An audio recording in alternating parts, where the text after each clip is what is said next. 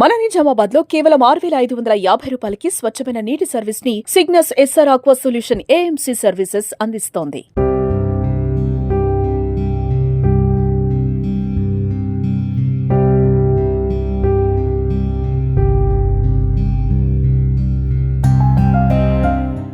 నమస్తే, welcome to Suman TV. ప్రస్తుతం నిజామాబాద్లో ఒక పోలీస్ కస్టడీలో ఒక వ్యక్తి చనిపోయారు అని చెప్పేసి ఒక వార్త జిల్లా వ్యాప్తంగా సంచలనం రేపుతా ఉంది. దీనికి సంబంధించి పెద్దపల్లి జిల్లాకు సంబంధించినటువంటి సంపత్ జగిత్యాల జిల్లా కేంద్రంలో ఒక కన్సల్టెన్సీ నడుపుతున్నాడు. ఈ క్రమంలోనే అక్కడ కొంతమంది ఆయన చేతుల మీదుగా దుబాయ్ వెళ్ళినటువంటి పరిస్థితి. అక్కడ ఆ దుబాయ్కి వెళ్ళిన కొంతమంది కూడా సరిగ్గా వెళ్ళలేరు. ఆ బాధితులు ఎవరైతే దుబాయ్కి వెళ్ళారో వాళ్ళు దానికి సంబంధించిన కుటుంబ సభ్యులు కొంతమంది నిజామాబాద్లోని సిసిఎస్ పోలీసులకైతే ఫిర్యాదు చేశారు. వాళ్ళకు జరిగినటువంటి ఏదైతే దుబాయ్కి సంబంధించి తీసుకెళ్లారో అక్కడ దీనిపైన కూడా కొంతమంది కంప్లైంట్ చేశారు సిసిఎస్ పోలీసులకి. దీని నేపథ్యంలో అయితే ఆ సంపత్తో పాటు మరొకరిని కూడా అదుపులో తీసుకున్నారు పోలీసులు. ఈ క్రమంలోనే ఆయనకి రిమాండ్కి తరలించారు. రిమాండ్కి తరలించిన అనంతరం కూడా మళ్ళీ పర్మిషన్ తీసుకొని కూడా విచారణ చేద్దామని చెప్పేసి పోలీసులు అదుపులోకి తీసుకున్నారు. ఈ నేపథ్యంలో అక్కడ ఉన్నటువంటి జిల్లా కేంద్రానికి తీసుకెళ్లిన క్రమం, అక్కడి నుంచి మార్గ మధ్యలో వచ్చేటప్పుడైతే జరిగిపోయిందని చెప్పేసి కుటుంబ సభ్యులు అంటున్నారు. మరి ఆ క్రమంలోనే పోలీసులు అయితే ఆయనకు సంబంధించినటువంటి హెల్త్ ఇష్యూస్ వల్లనే చనిపోయాడని ఒకవైపు పోలీసులు చెప్తున్నారు. కుటుంబ సభ్యులు సైతం కూడా నిజామాబాద్ ప్రభుత్వ ఆసుపత్రి వద్ద అయితే ఆందోళన చేస్తున్నారు. పోలీసుల కస్టడీలోనే చనిపోయారు సంపత్ అని చెప్పేసి వాళ్ళు పెద్ద ఎత్తున కూడా ఆందోళన చేస్తున్నారు. దీనికి సంబంధించి కూడా చూడొచ్చు, నిజామాబాద్లో ఉదయం నుంచి కూడా వాళ్ళ కుటుంబ సభ్యులు సైతం మొత్తం రోడ్డు పైన వచ్చి ఆందోళన చేశారు. పోలీసుల తీరు వల్లనే చనిపోయారని చెప్పేసి ఒకవైపు వాళ్ళు చెప్తున్నప్పటికీ పోలీసుల సమాధానం ఏంటని కూడా మనం ఒకసారి తెలుసుకునే ప్రయత్నం చేద్దాం. 196 BNSS ప్రకారము టౌన్ 1 పోలీసుల కేసు జరిగింది.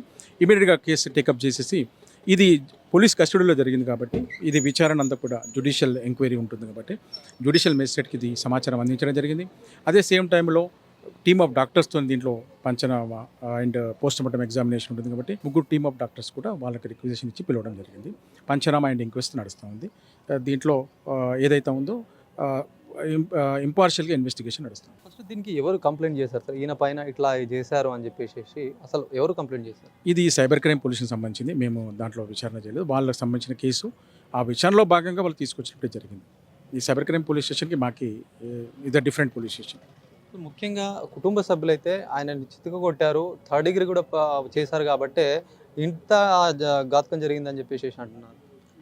లేదండి, ఇది వారి ఆరోపణలు. వాళ్ళు ఏదైనా ఆరోపణ ఉంటే మెజిస్ట్రేట్కు వాళ్ళు విన్నవించుకోవచ్చు. అన్నీ కూడా పోస్ట్ మార్టం ఎగ్జామినేషన్ అంతా కూడా టీమ్ ఆఫ్ డాక్టర్స్తో విత్ వీడియో కెమెరా అండ్ ఫోటోగ్రఫీతో జరుగుతుంది.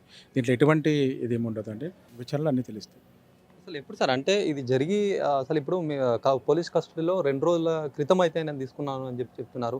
అంతకుముందు కూడా ఆయనని ఎప్పుడు అసలు మీ అదుపులోకి తీసుకున్నారు? 4th రిమైండ్ అయినప్పుడు 12th వరకు జైల్లో ఉన్నాడు. 12th మనకు మెజిస్ట్రేట్ గారు పోలీస్ కస్టడీ ఇచ్చినప్పుడు 12th రోజు డాక్టర్ దగ్గర ప్రొడ్యూస్ చేసి అతను ఫిట్గా ఉన్నాడన్న సర్టిఫికేట్ ఇచ్చిన తర్వాతనే మన మెజిస్ట్రేట్ పర్మిషన్ తీసుకొని మన కస్టడీకి తీసుకోవడం జరిగింది. ఆ ఫిట్నెస్ సర్టిఫికేట్ కూడా ఉంది.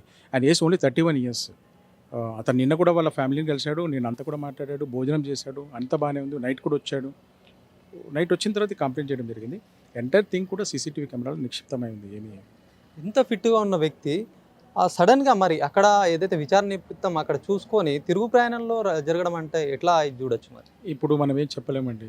యంగేజ్లో కూడా ఈ మధ్య మీరు చూస్తూ ఉన్నారు, జిమ్లో కానీ ఎక్కడైనా కానీ ఈ యూత్లో కూడా ఈ పెరిగిపోయింది. దాని గురించి నేను కామెంట్ చేయలేను. ఇప్పుడు ఏదైనా కూడా జ్యుడిషియల్ ఎంక్వైరీ నడుస్తుంది కాబట్టి